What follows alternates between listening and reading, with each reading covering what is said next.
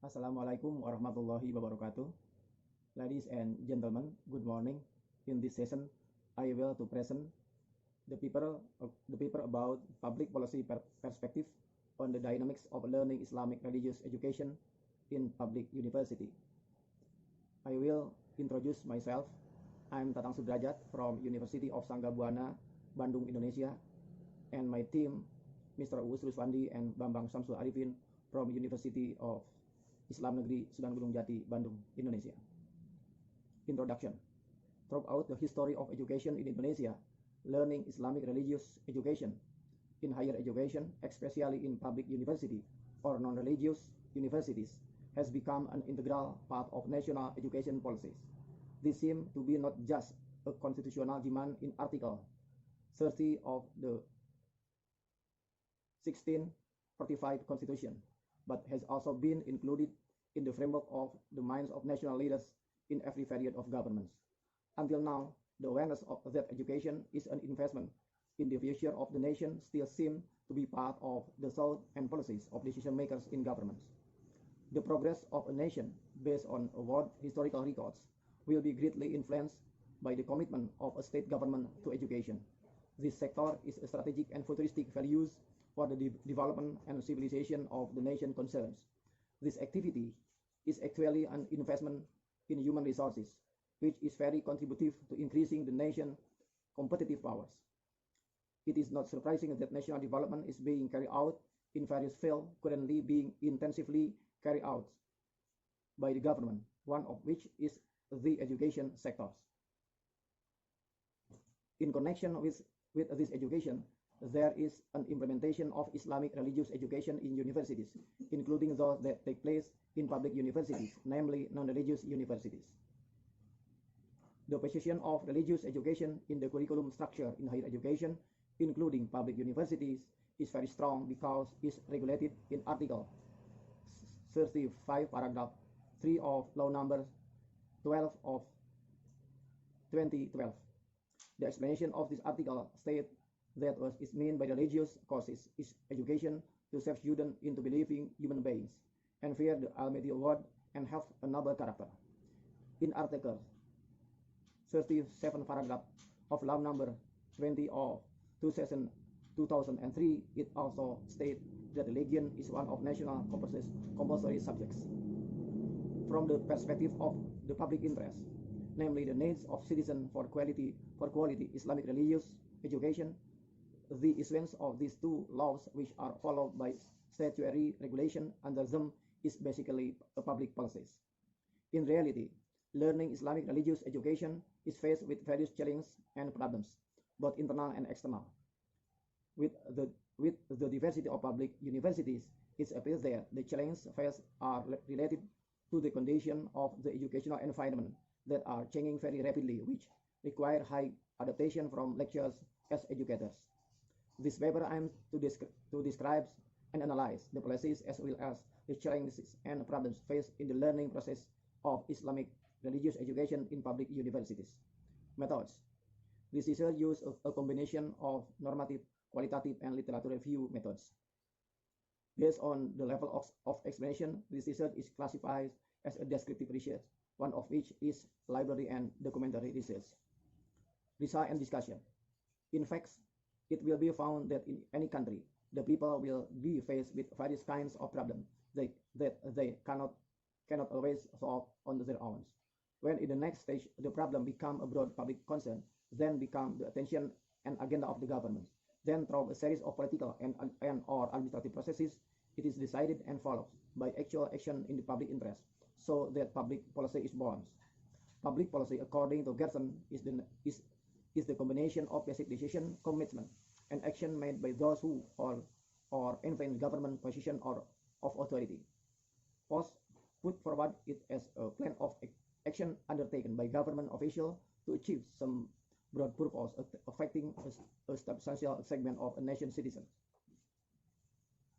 According to Gerson, there are 5 components of public policy, namely issues, actors, resources, institutions, and the level of government. It is further stated that issues that appear on the public agenda, actors who present, interpret, and respond to those issues, resources affected by those issues, institutions that deal with issues, and the level of government that address issues. In order to fully understand public policy, what Anderson calls a policy category can be identified, namely policy demands, policy decision, policy statement, policy output, and policy outcome. Referring to the opinions of these experts, public policy is a series of decisions made by officials on or state government institutions that previously involve various parties and followed by concrete action in accordance with the authorities they have to handle public problems. In the context of religious education, the form of public policy include Law Number 20 of 2003, Law Number 12 and 2012, Government Regulation Number 55 of 27, Ministry of Religion Regulation Number 13 of 2014.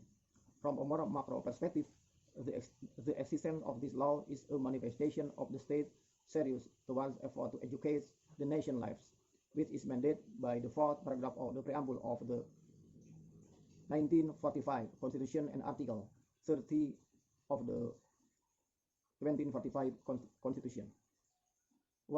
Whenever society and the nation are faced with problems related to morality, law, violation, and the potential for national disintegration, the accusations are always directed at the responsibility of education and educational institutions.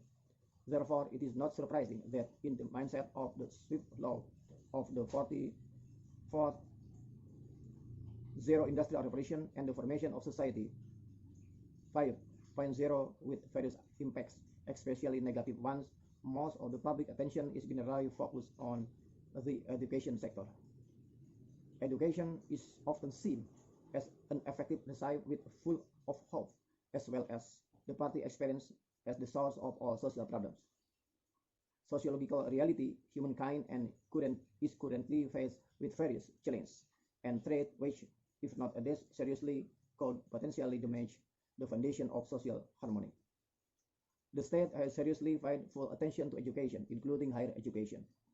Education, according to Article 1, Number 1 of Law Number 12 of 2012, is a conscious and planned effort to create a learning atmosphere and learning process so that students actively develop their potential to have religious, spiritual strength, self-control, personality, intelligence, noble character, and skill that are necessary for himself, society, nation, and state. State involvement in public affairs and interests, especially religious education, as outlined in state government regulation, is basically a public policy. Judging from the very broad scope of state or government affairs and responsibilities as broad and deep as the real problem faced by a society, it shows that there is not a single segment of life that is not touched by the hands of the state administration. Based on Gersten's theory of public policy component, there are five components of public policy, namely issues, actors, resources, institution, and level of government. In the context of public policy, the issue is basically not just a public problem, but is already a policy issue, the substance of which concerns religious education. In fact, this has always been a focus to be articulated with full sincerity by education stakeholders. There are many qualitative factors that place the discussion always of interest not only among educators and education officials, but also other education stakeholders. Policy actions regarding religious education are not only those in the state government or the political superstructure, but also in the community order or political infrastructures. Actors in the state or government domain include legislators who handle the religious commission and the minister of religion and his staff. In the community domain, there are policy actors such as religious mass organization activists, religious NGOs, religious leaders, political party activists, and education observers. The resources used especially by the state or government include not only human resources in the form of government officials at various levels of government, but also other organizational resources, finance, equipment, information, etc. Institution and level of government with regard to the position, domain of authority, and level of government inherent in themselves to mandate to provide educational services. The extent of Islamic religious education is inseparable from state or government policies regarding national education, which are regulated in various laws and regulations. According to Article 37, Paragraph 2 of Law Number 20 of 2003, The higher education curriculum is obliged to include religious education. In the explanation of the article is stated that religious education is intended to shape students into human beings who believe and fear God Almighty and have noble characters. Article 35, paragraph 3 of Law Numbers 12 of 2012 states that the university curriculum must contain several subjects, including religions. The explanation of the article states that what is meant by religious causes is education to shape students into human beings who believe and fear God Almighty and have noble characters. Conception and regulation of learning. The religious education policy in its implementation will be related to learning involving lecture and student. Learning according to Article 1, Number 12, Law Number 12, years 2012, is a process of student interaction with lecture and learning results in a learning environment. According to Nizar and Muhammad Shamsuddin, Islamic religion education is in higher education is a course aimed at forming students who have noble moral al-akhlaq al-karima by understanding Islamic teachings and their application in everyday lives. Its role in the academic world is not only placed in the context of justification, but more importantly, in the context of discovery, a new vision of science and technology. Islamic religion education learning involving lectures, students, and other elements in this learning system is related to the vision and mission that has been set.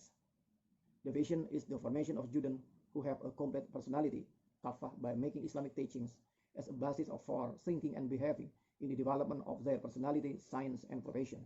The mission is to develop the potential of student faith, piety, and noble character by making Islamic teaching as a basis for thinking and behaving in the development of science, profession, national life, state, and society within the framework of Negara Kesatuan Republik Indonesia or Unitary State of the Republic of Indonesia. Dynamics of policy implementation. The policy on religious education that has been established by and through the state authority in order to obtain effective results according to its vision and mission must of course be implemented. This implementation, according to Howlett and Rames, is the process whereby programs or policies are carried out. It denotes the translation of plans into practice. In general, Islamic education aims to internalize noble religious values for students so that they become a generation who are obedient to worship and have noble morals. The Indonesian government has long paid attention to religious education, even by founding fathers of our country. They have included the first precept in the state basic Pancasila, the one God has. This indicates that religious education is an inseparable part of the life and the nation and state. This is also strengthened by the 1945 Constitution Article 28, paragraph 2, which reads, the state guarantees the freedom of each resident to embrace his or her own religions and to worship according to his or her religion and belief.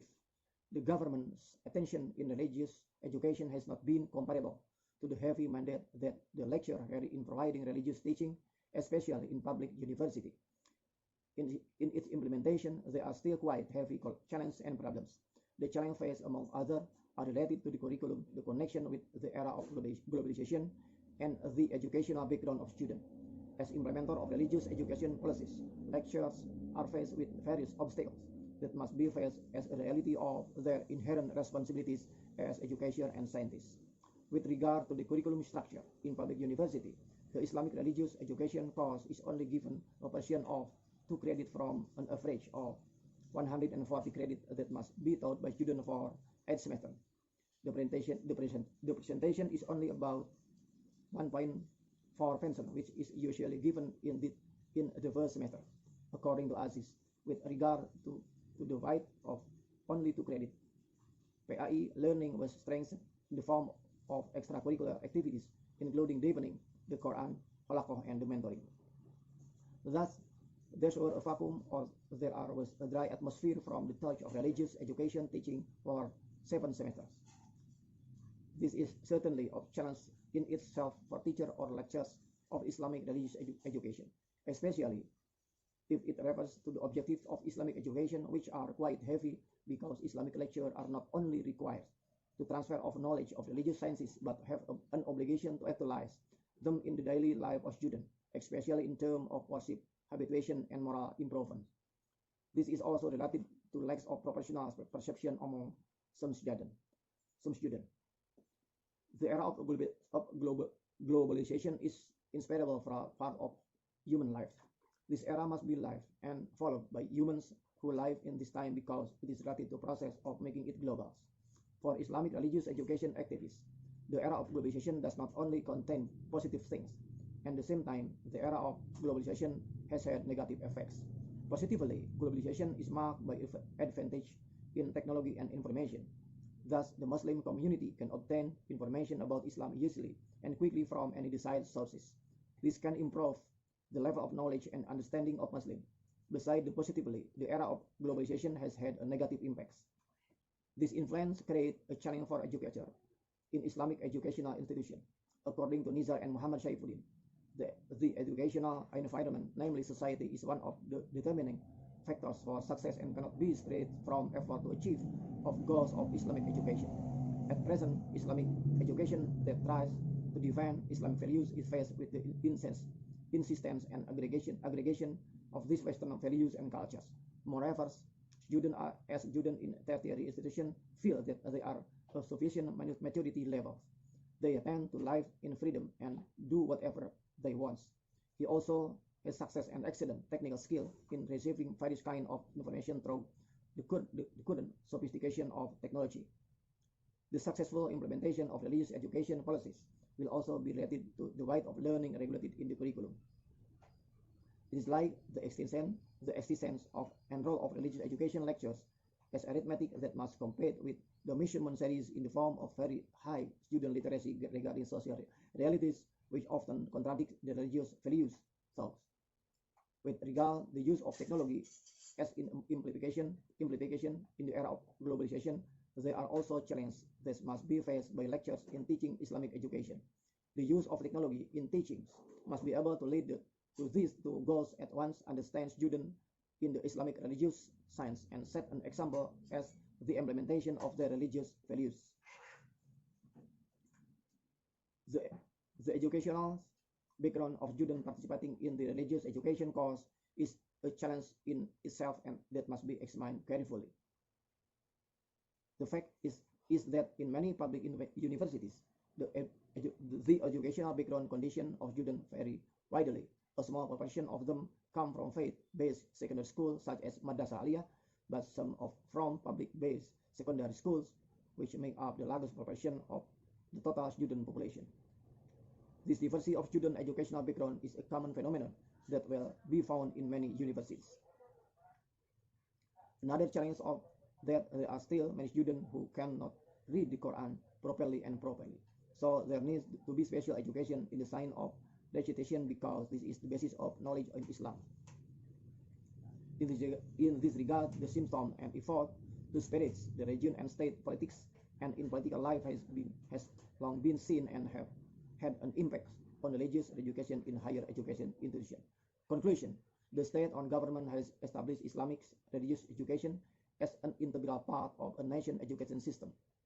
The implementation of these religious education policies is faced with various challenges and problems faced by lecturers and university managers. The presence of religious education policies is related to the role of actors and policy institutions as well as the influence of the policy environment. Thank you. Wassalamualaikum warahmatullahi wabarakatuh.